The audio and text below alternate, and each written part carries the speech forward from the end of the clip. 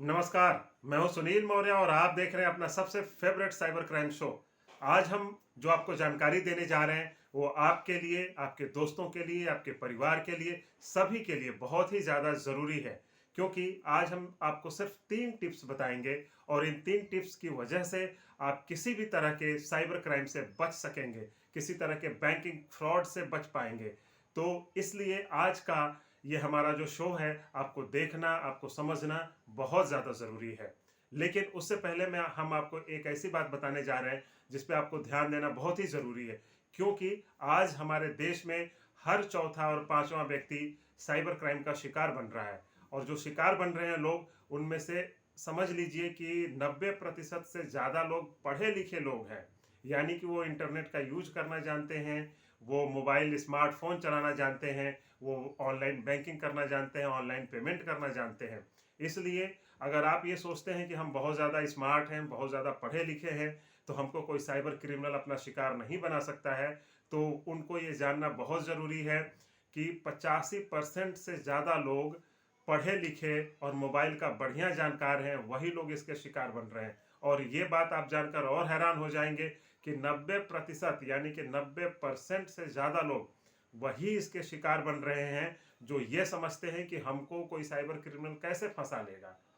तो आप एक बात हमेशा के लिए ध्यान रखिए कि साइबर क्रिमिनल उन्हीं को शिकार बना रहे हैं कि जो अपने आप को बहुत ज़्यादा पढ़े लिखे, बहुत ज़्यादा जागरूक समझते हैं। और गलती कहाँ पर करते हैं? गलती दरअसल वो ये करते हैं कि जब भी कोई साइबर क्राइम की खबर आती है, चाहे अखबार में, चाहे चैनल पे, चाहे हम जैसे आपको जागरूक कर रहे हैं, तो वो ये देखना नहीं चाहते हैं, सोचते हैं कि अरे हमें कौन शिकार बना लेगा। तो सही बात ये है कि जो ये सोचते हैं वही इसके शिकार बनते हैं, क्योंकि उन्हें नए पैटर्न के बारे में जानकारी ही नहीं होती है।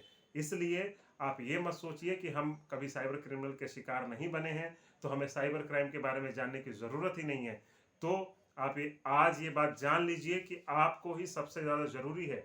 क्योंकि अगर आप साइबर क्राइम के ट्रेंड के बारे में जानेंगे तो आपको कोई भी साइबर क्रिमिनल किसी भी तरह से आपको शिकार नहीं बना पाएगा। इसलिए आप समझिए कि आप भी आज नहीं तो कल किसी न किसी साइबर क्रिमिनल के जाल में फंस सकते हैं।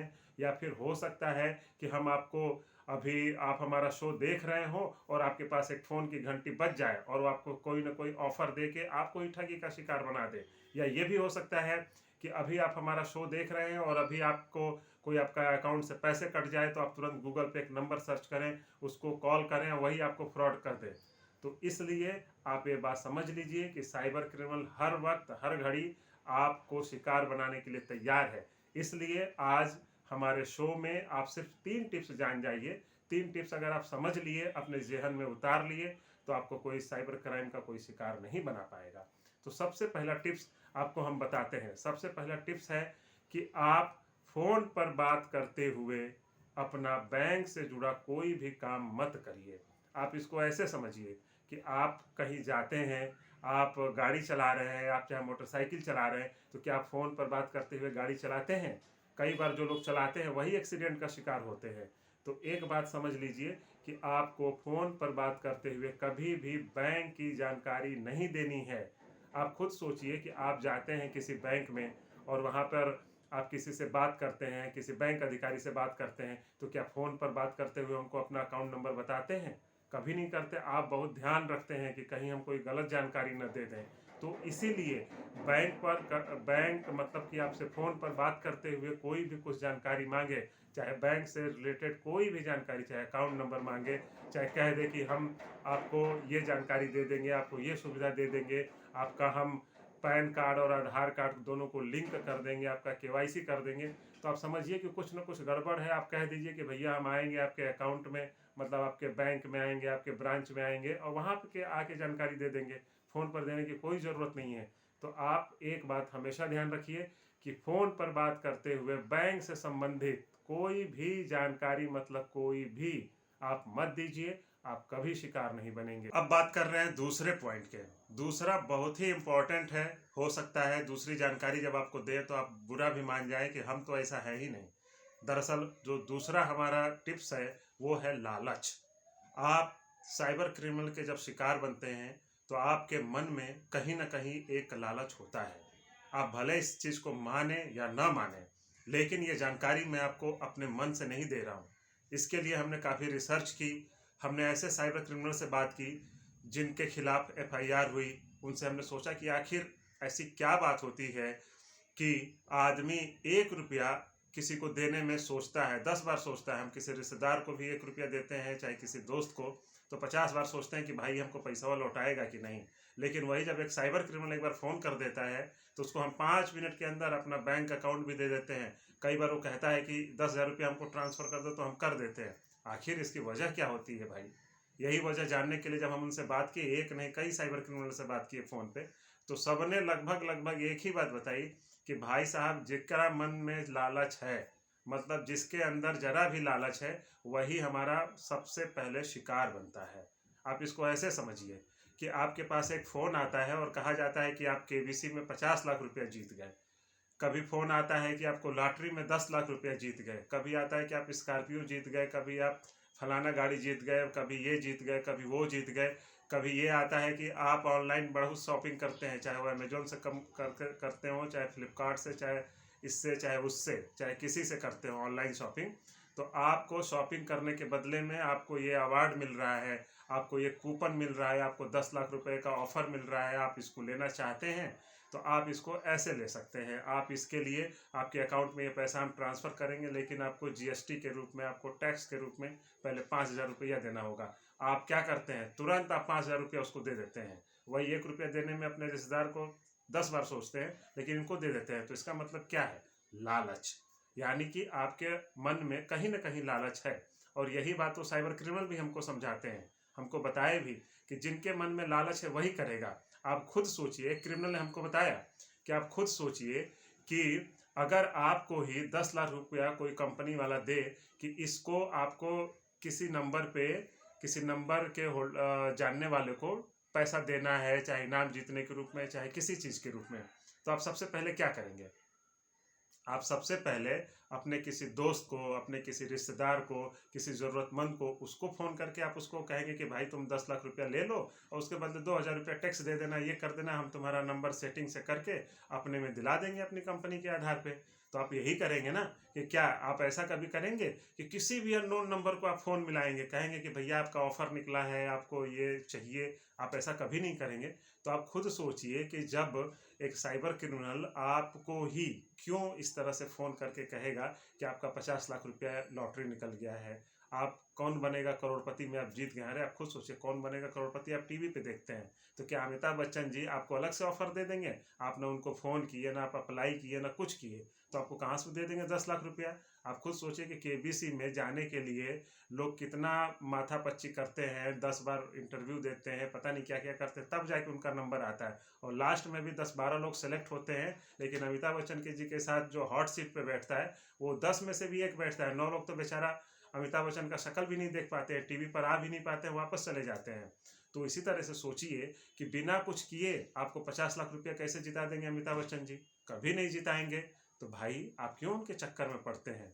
तो यही बात, जो दूसरा सबसे इंपॉर्टेंट है, लालच। आप लालच में मत आइए। एक बात गांठ बांध लीजिए कि आपको कोई भी साइबर क्रिमिनल आपको ही फ़ोन करके 10 लाख रुपया, 5 लाख, चाहे जितना भी, आपको क्यों ऑफर देगा? अरे हम कह रहे हैं कि आप किसी को फ़ोन करके 1 रुपये का ऑफर दे सकते हैं क्या?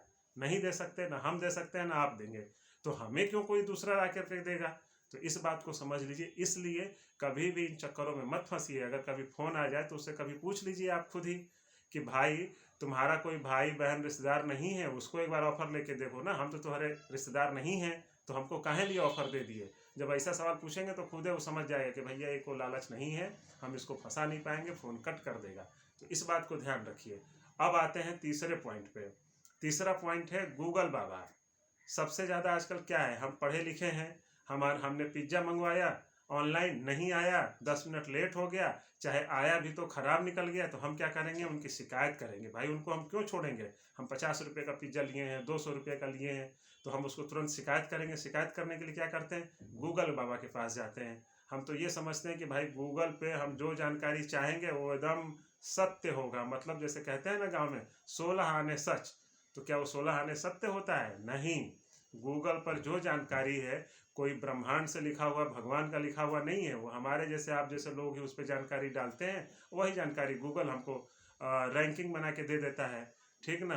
तो वही जानकारी हमारे पास होती है। तो इसलिए गूगल पर आप भरोसा मत करिए कि जो हमने जाना। हम क्या करते हैं, अमेजोन से हमने सामान लिया, फ्लिपकार्ट से लिया, चाहे किसी भी से लिया, ओला गोला कुछ भी करा हमने, तो होता क्या है कि हमने कस्टमर केयर का नंबर खोजा, एक कस्टमर केयर का नंबर आ गया गूगल बाबा से। हम सोचे कि भैया ये तो एकदम सत्य है, उस पर फ़ोन मिलाए, उठाने वाला भी एकदम बढ़िया से बोलेगा, हेलो जी नमस्कार, मैं अमेजोन के कस्टमर केयर से बोल रहा हूँ, मैं आपका स्वागत करता हूँ, बताइए आपकी क्या समस्या है। आप जैसे ही कहेंगे हमें ये समस्या है, हमारा पैसा कट गया है, हमारा सामान खराब आया था, उसको रिटर्न करना है, कहेगा तुरंत रिटर्न हो जाएगा। आपने कितने की शॉपिंग की थी, आप कहिएगा 600 रुपये। अरे आप उसको 600 कहिए चाहे 1000 करिए कहिए, वो कहेगा कि आप तुरंत, आपको 1 मिनट में आपका पैसा रिफंड हो जाएगा। आप खुश हो जाएंगे। जैसे ही कहेंगे रिफंड करने के बाद वो तुरंत अपना चालाकी करने लगेंगे, आपसे एक रिमोट ऐप डाउनलोड करवा लेंगे, आपका पूरा पैसा अकाउंट से खाली कर लेंगे।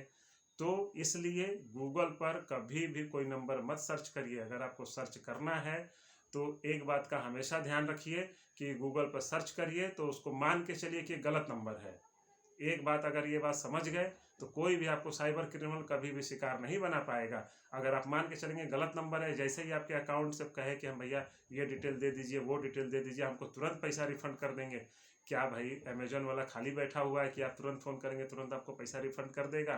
क्या आपने कहीं फ्लिपकार्ट से लिया है तो तुरंत पैसा रिफंड कर देगा? कोई भी कंपनी, चाहे कई बार हमारा यूपीआई से आजकल पैसा कट जाता है, पेटीएम से कट जाता है, फ़ोन पे से कट जाता है, तो हम इनको फ़ोन कर देते हैं। कई बार हम मिठाई के लिए ऑर्डर करते हैं, किसी मिठाई वाले कम दुकान का हम नंबर ले लेते हैं, कभी गैस वाले का नंबर ले लेते हैं गूगल से, उसको फ़ोन कर देते हैं कि भाई तुम्हारा गैस तो अभी पहुंचा ही नहीं, ऐसा कर दो। वो उसी चीज़ के लिए बैठे हैं, अपना नंबर हर जगह डाल रखे हैं गूगल के जरिए। गूगल एक ऐसा जरिया है कि जिस पे आप भी अपना नाम लिख दीजिए कि हमारा घर का पता ये है, तो वही गूगल बता देगा कि आपका घर का पता ये है। तो इसलिए आप गूगल पर भरोसा मत करिए। गूगल बाबा को नमस्कार करिए, दूर से प्रणाम करिए, और उन पर कोई भी चीज़ आप सर्च करिए तो मान के चलिए कि हमको गलत मिला है, ठीक ना। 2 बार उसको ज़रूर क्रॉस चेक करिए। जब ऐसा करने लगेंगे तो कभी आप धोखा नहीं खाएंगे, ठीक है। तो आप आज का जो हमने आपको 3 टिप्स दिए हैं, अगर आपने ध्यान से समझ लिया तो आप कभी भी किसी भी साइबर क्रिमिनल के जाल में नहीं फंसेंगे। तो हमने जो 3 टिप्स दिए थे उसको एक बार फिर से आपको ध्यान दिला देते हैं कि पहला है कि आप फ़ोन पर बात करते हुए कभी भी बैंक से जुड़ी कोई भी जानकारी मत दीजिए। दूसरा, लालच में मत आइए। हालांकि कोई भी ये मानने को तैयार नहीं होगा कि हम लालच करते हैं, लेकिन आप मान के चलिए कि हर इंसान के अंदर लालच होता है, हमारे मन में भी कोई ना कोई लालच होगा। तीसरी बात कि गूगल पर कभी भरोसा मत करिए। गूगल पर कभी कोई कस्टमर केयर नंबर सर्च करिए तो मान के चलिए कि वो गलत नंबर है। उस पर अगर कोई तुरंत एक बार में आपकी मदद करना चाहे तो आप उससे मदद मत लीजिए, उसको कोई जानकारी मत दीजिए। 2-3 बार ज़रूर चेक कर लीजिए, तभी उस पर भरोसा करिए। आप किसी भी कस्टमर केयर की जानकारी जानना चाहते हैं तो उसकी असली वेबसाइट पर जाइए जिसमें पूरा सिक्योरिटी रहती है, तभी उस नंबर पर कॉल करिए। तब आप सुरक्षित रहेंगे, बच जाएंगे और दूसरों को भी जागरूक कर पाएंगे।